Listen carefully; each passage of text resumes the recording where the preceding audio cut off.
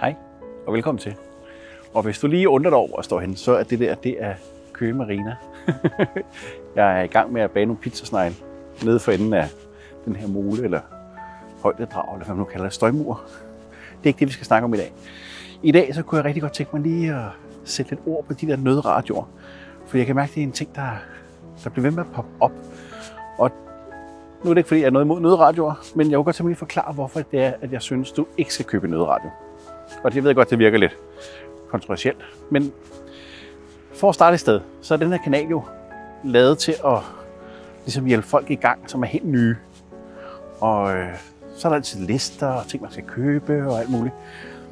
Og jeg har bare fået rigtig mange kommentarer på, hvorfor, Peter, du snakker ikke om nødradioer, og du glemmer at nævne dem. Og det gør jeg ikke. Det er helt bevidst. Og grunden til, at jeg ikke gør det, det er simpelthen, fordi jeg synes ikke, det hører til på en sådan nybegynderliste. Fordi, og nu kommer det,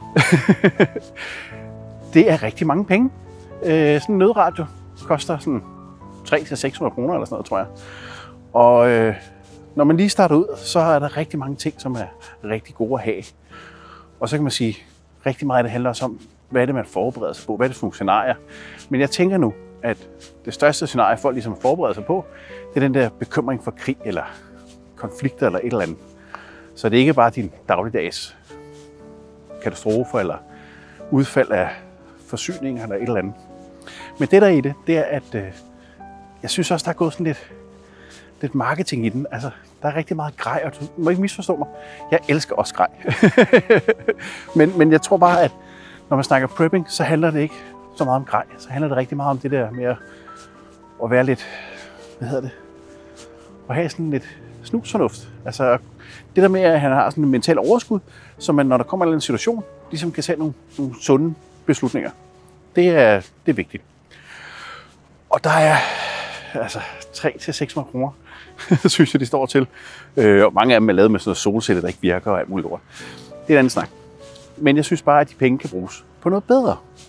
Og hvis man sammenligner lidt, så for de der 300-600 kroner, der kan du få et sted mellem 20 og 40 kilo ris. Det lyder virkelig meget. Og hvis du regner med sådan cirka 100 gram per portion, så er det næsten 200-400 måltider. Så vil jeg hellere vide, at nu er russerne gået i land i Køge, eller skal jeg nok finde ud af det, når der sker et eller andet. Fordi det, som de der nødradioer ligesom er til for, det er til at få de der informationer, til at vide, hvad er det, der sker. Og det er jo også guld værd. Altså information er super vigtigt. Men vi lever bare i en tid, hvor at propaganda og misinformation fylder rigtig meget. Og en sjov lille ting, det er, hvis du sidder derude og tænker, jeg har købt nødradio, jeg har styr på det, så vil jeg bare spørge, ved du, hvad for en kanal eller frekvens, du skal indstille den for at høre? Det er. Jeg ved det heller ikke selv. Fordi jeg har skrevet ned et eller andet sted, og så tænker jeg, at hvis den tid kommer, så skal jeg nok finde ud af det. Men så det der med at tænke, nu er jeg sikret, nu ved jeg, hvad der sker ude i verden, det gør du ikke. Fordi radiosignaler er rigtig nemme at jamme, eller sende noget forkert ud, eller et eller andet. Så hvis der sker noget, så skal du nok få det at vide. Og man kan sige, når der alligevel sker nogle af de her ting, der har blandt andet været noget rådudvikling hernede i Køge, hvor at, så den der app, der er på telefonen, Sirenen, den virker fint. Den skal nok give besked, og luftalarmerne skal nok give besked, hvis der er et eller andet. Så på den måde, så når der sker de der små dagligdags ting, så skal du nok finde ud af det. Fordi man kan sige, nu sådan noget som cybersikkerhed er måske også et stort emne, men det er jo ikke sådan, at det hele bare lukker ned. Altså fra den ene dag til den anden, så er der bare sort. Altså der kommer nogle skridt hen ad vejen, hvor man tænker, nu kan det være, at det er ved at være op over, eller der sker et eller andet. Så en af de første signaler, du måske kunne se, det kunne være, at din GPS holder op med at virke, fordi den bliver jammet. Så ved man godt, okay, nu er der noget på vej. Men det der med at tænke, jeg aner slet ikke, hvad der sker, det er helt lukket. Det kommer ikke til at ske sådan i et realistisk scenarie. Så det der med at købe en nødradio, det synes jeg er spild af gode penge. Og det jeg har gjort i stedet for, det er, at jeg har en bil med en fin bilradio i. Jeg har min telefon, jeg har købt sådan en Motorola G23, tror jeg den hedder, hvor der også er indbygget radio i. Jeg skal bare sætte et headset i, så fungerer det som antenne.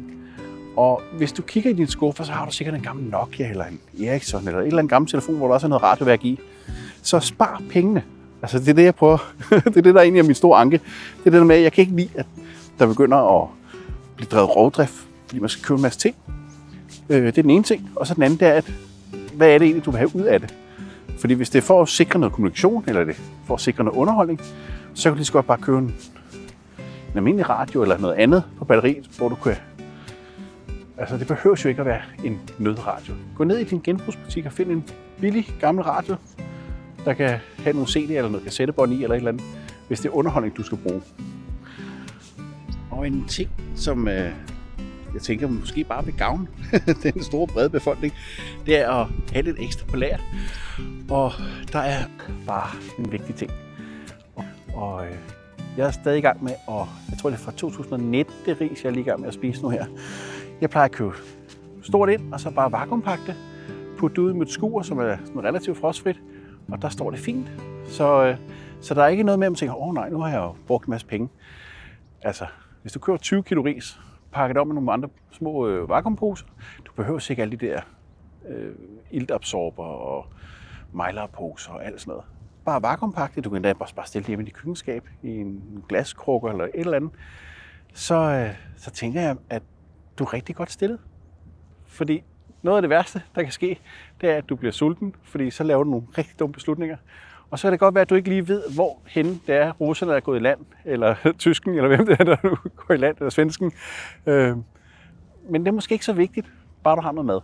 Så det der med at starte ud, så sørg for at få købt et godt basislager noget mad. Og vi har jo set med inflationen, hvad der kan ske. Det er måske mere nærliggende. Der kunne du måske have købt 80 kilo, hvis du havde købt den for 4-5 år siden. Så tingene stiger. I hvert fald værdien af penge stiger ikke. Den falder til gengæld. Og apropos svensken, så tror jeg næsten, det er Øresund, jeg kan se derude i horisonten. Jeg vil sætte mig ned og spise min pizzasnegle og nyde det gode vejr. Og så håber jeg, at du har et godt prep-eventyr. Man kan sige, verden bliver lidt mere kaotisk her næste stykke tid, og det sker næsten dag for dag. Og hvis du sidder derude og er sådan helt, så vil jeg bare sige, gå ud i naturen, lad nogle pizzasnegle. Ikke tænk så meget over det. De ting, der skal ske, de skal nok ske, og vi kommer ud på den anden side. Så god dag til dig derude.